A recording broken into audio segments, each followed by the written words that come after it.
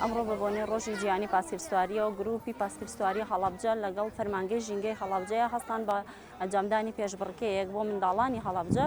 ئەمە بۆ چوارەم ساڵە گروپی پاسکیلسواری هەڵەبجە ئەم پێشبڕکێیە ڕێکەخات، بەڵام ئەم ساڵ بۆ منداڵان بوو.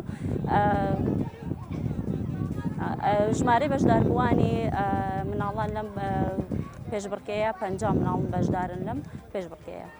بەڵێ ساڵانی کە ساڵی پار لەگەڵ بەڕێوەبەرایەتی لاوانی هەڵەبجەیە هەماهەنگی لەگەڵ ئەواندا ئەم پێشبڕکێیە ئەنجام درا بۆ هەر سێ جۆری پاسکیل، سیباق و شاخی و ئاسایی بوو.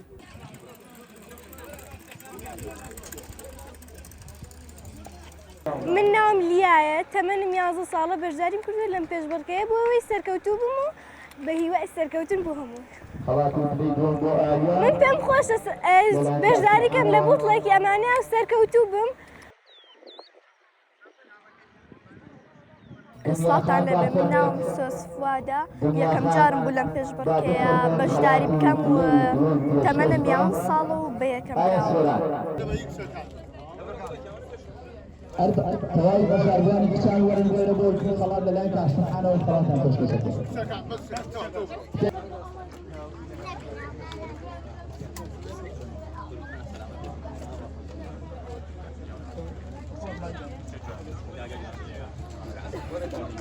وەرە چینە لەوێ